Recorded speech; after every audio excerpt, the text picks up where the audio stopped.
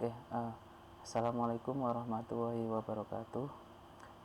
Perkenalkan, nama saya Khairul Anam dengan nomor induk mahasiswa 0531400613. Pada kesempatan kali ini saya akan memaparkan atau menjelaskan hasil praktek tugas saya, tugas 2 mata kuliah pemrograman berbasis web, yang mana untuk tugas kali ini tugas kita adalah mengimplementasikan pembelajaran mengenai framework Vue.js ya. Jadi untuk tugasnya kita diminta untuk membuat sebuah aplikasi website sederhana untuk pemesanan bahan ajar di universitas terbuka. Pembuatan website tersebut menggunakan berbasis framework Vue.js ya. Jadi dan data-datanya itu nanti kita ambil dari dummy data yang sudah disertakan dalam tugas prakteknya gitu.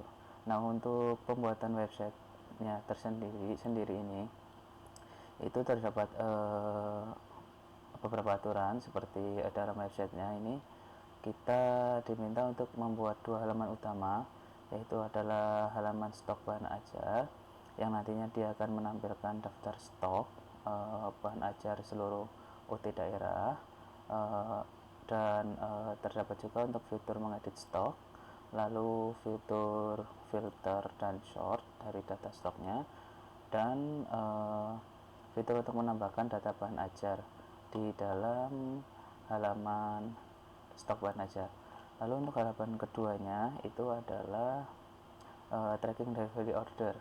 Jadi di sini nanti kita akan menampilkan tracking status pengiriman ya. Lalu ada juga untuk fitur untuk penambahan input delivery order baru gitu. Oke, jadi itu untuk dua halaman utama yang akan kita buat pada tugas ini. Nah, untuk struktur proyeknya itu terdiri dari ini. Nah, indeks ini nanti kita akan buat tambahan untuk menampilkan navigasi ya, indeks HTML, stok HTML, tracking, terus style CSS untuk desainnya, lalu file JavaScript-nya untuk nanti untuk memasukkan logika dari Vue.js nya ya. Langsung saja kita mulai. Jadi dari hasil prakteknya, pertama dari struktur datanya. Untuk struktur proyeknya ini saya sudah buat seperti yang diminta ya. Jadi saya pisahkan berdasarkan filenya. Untuk file CSS nya saya taruh di dalam folder CSS. Lalu untuk file JavaScript nya dan Vue.js nya itu saya taruh di dalam folder JS. Dan terakhir untuk kerangka webnya atau HTML nya saya taruh di bagian paling luar gitu. Oke, langsung kita mulai dari halaman yang pertama, yaitu halaman indeks. Untuk indeks tentu saja di sini saya membuat simple ya. Jadi saya cuma membuat sebuah navigasi yang nanti tujuannya adalah menuju ke kedua link, option untuk menuju ke dua buah link, yaitu menuju ke halaman stok dan halaman tracking ya. Coba kita preview dulu. Nah, ini jadi untuk tampilannya sangat sederhana ya. Yang penting di sini untuk bagian indeksnya hanya menambahkan menu navigasi yang akan menuju ke kedua halaman. Jadi di sini saya cuma menambahkan tambahan saja teks untuk bantuan untuk memilih antara kedua halaman ini. Oke, lanjut untuk bagian stok HTML. Sebentar, saya pindah ke sini. Nah, untuk bagian stoknya ini di sini saya menggunakan V4 untuk melakukan list rendering pada tabel stok ya. Jadi untuk rendering dari daftar tabelnya saya menggunakan V4 di sini. Ini untuk merendering dari tabel-tabelnya itu. Yang mana data stok ini itu tentu saja saya ambil dari data bahan ajar JS yang dikirimkan, itu saya pindahkan ke dalam stok JS. Jadi seperti yang saya butuhkan saja, seperti data ini, data UPBJ UPBJJ list, kategori list, dan stok ya. Jadi untuk previewnya itu seperti ini. Nah, ini nanti dia akan menampilkan semua termasuk kode, kategori, judul. Ini kode sama judul saya gabungkan.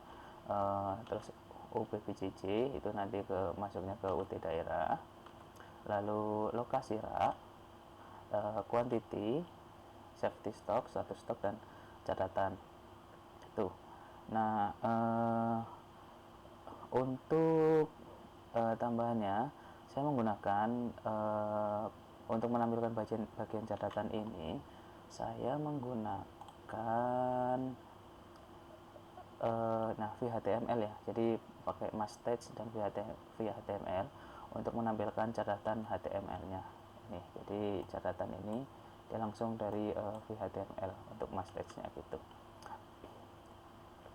Itu untuk data pendingnya ya. Nah, lalu untuk form edit stok dan tambah data, saya menggunakan VModel to binding ya, two way binding untuk tambah datanya. Di sini saya menggunakan VModel to binding.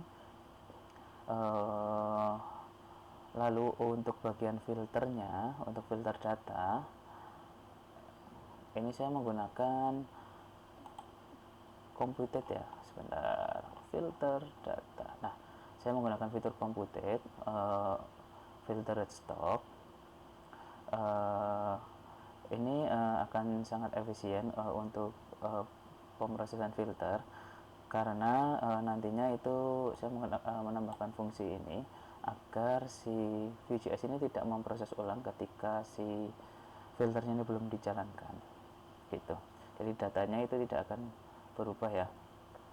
Lalu tentu saja saya menggunakan conditional formatting ya buat pemfilteran sesuai kategori.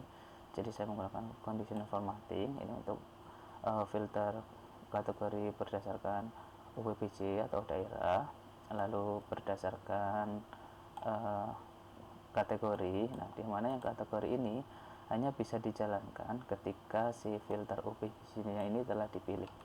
Jadi untuk aktualnya filternya itu seperti ini. Jadi ketika UPJJ ini belum dipilih atau klik di semua UPJJ, maka filter kategori ini tidak akan muncul.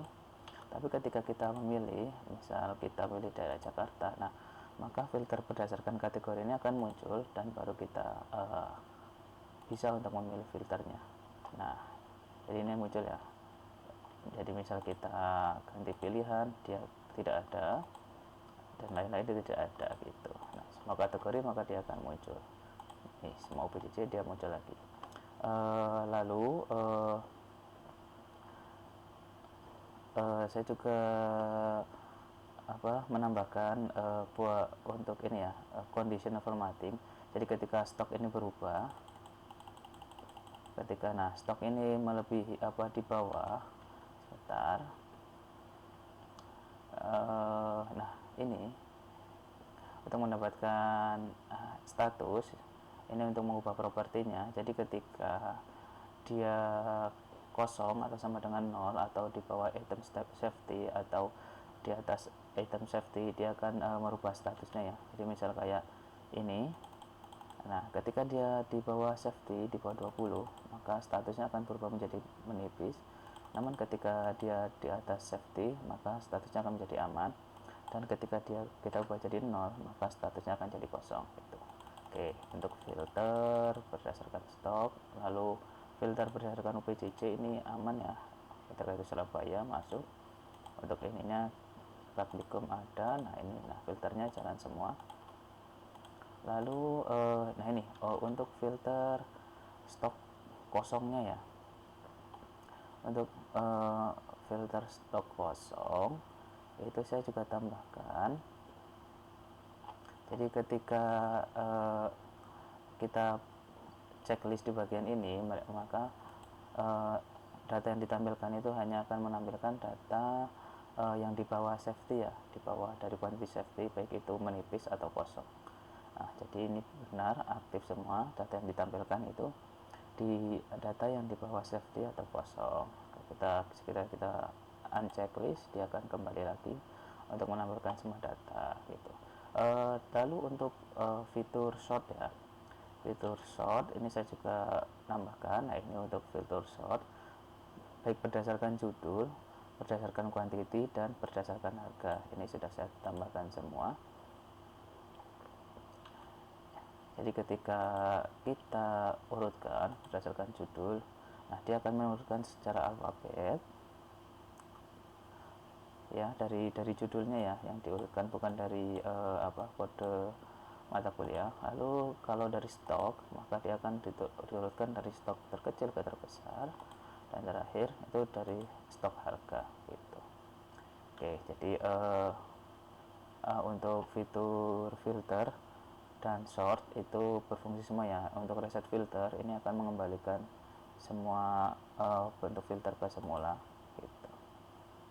Dia akan kembali ke semula. Lalu terakhir untuk fitur di bagian stok adalah fitur tambah stok ya.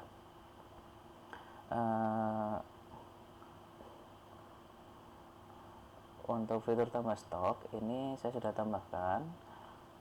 Jadi misal kita coba tambahkan untuk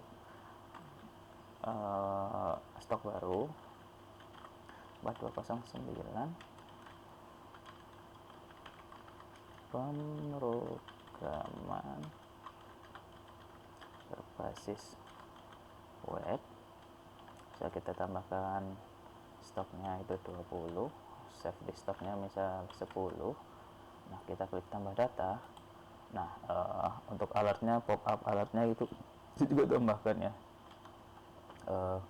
Untuk pop up alert tambah stok. Nah, jadi ini sesuai ya. Ini saya tambahkan data untuk tambahan pop up alert, jadi oke. Nah, dia akan, datanya akan ditambahkan dalam sini gitu. Jadi untuk semua fungsi di bagian stok HTML ini berfungsi secara normal ya, tidak kendala. Sip, oke. Lanjut ke halaman yang kedua, yaitu halaman tracking delivery. Bentar, ini saya coba. Oke, untuk halaman tracking delivery, geser ke sini dulu. Oke, untuk halaman tracking,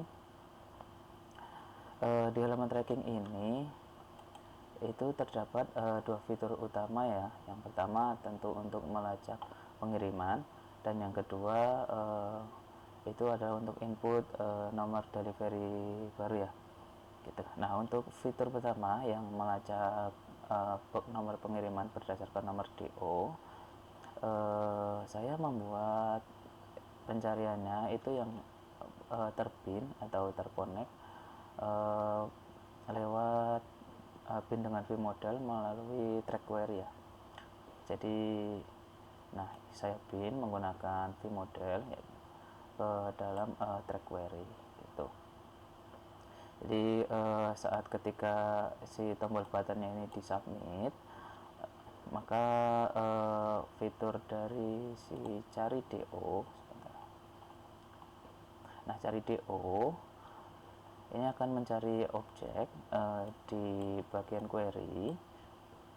Nanti dan hasilnya itu akan ditampilkan di bagian bawah menggunakan if result. Sebentar. Nah, nanti hasilnya akan ditampilkan menggunakan if result ya di sini ya gitu. Hasilnya akan ditampilkan dan lalu jika datanya ditemukan, maka nanti jejak tracking atau data perjalanan itu akan ditampilkan menggunakan V4 ya di bawahnya gitu. Dia akan dirender ya menggunakan V4 gitu. Jadi contoh kita lihat dulu di sini untuk trackingnya ini ya. Ini yang saya ambil karena datanya dari DataJS ini. Coba saya input. Nah, ketika saya lacak ini di tombol lacak ini di submit, nah maka hasilnya akan memunculkan untuk datanya, lalu untuk detail perjalanan juga ditampilkan menggunakan fungsi before tadi ya. Oke, lalu untuk fitur kedua yaitu input delivery ya. Untuk bagian input delivery ini saya juga binding dengan menggunakan vModel ya. Untuk bagian input delivery sebentar. Nah, untuk delivery, nah ini kita binding dengan vModel juga. Lalu untuk nomor DO dan tanggal kirim itu saya generate otomatis, dan untuk nomor DO nya itu saya menggunakan fungsi computed ya. Fungsi computed sebentar. Untuk fungsi computed nya itu, nah ini fungsi computed dari next order ya, menggunakan properti dari next DO number. Jadi pertama dia akan mendapatkan tanggal, lalu dari fungsi computed ini dia akan menambahkan nilai dari exiting count dari trackingnya. Jadi nilai yang terakhir yang ada di tracking itu akan ditambahkan 1. Jadi misal tadi itu adalah nomor DO nya itu adalah 001 yang ada di data, maka data yang kedua otomatis akan terbuat dengan nomor 002 gitu. Oke, nah terus untuk datanya ini untuk mahasiswa tentu ini berupa number, lalu baca input. Nah ini untuk ekspedisi select ya, saya menggunakan select select sebentar, mana ya, input. Nah di sini saya menggunakan option select ya, ekspedisi. Nah, dia nanti akan mengambil elemen dari data bahan ajar ini, elemen nama dari bahan ajar. Jadi dia bisa dipilih regular atau express. Nah lalu untuk vouchernya, untuk voucher saya menggunakan dua voucher ya. Voucher pertama itu adalah untuk pemantauan paket. Jadi ketika si paketnya diambil atau diklik, maka dia akan menampilkan isi paket. Dan untuk voucher yang kedua itu adalah untuk mengisi total harga menggunakan fungsi dari if ya. Nah ini jadi menggunakan fungsi v-for ini untuk untuk mengaktifkan si vouchernya di sini. Voucher. Nah di sini pakai properti selected paket ya. Jadi akan nanti mengambil data harga untuk ditampilkan ke dalam di sini di dalam HTML-nya gitu. Lalu terakhir metode tambah DO-nya sebentar. Untuk metode tambah DO, nah ini untuk terakhir dia akan memvalidasi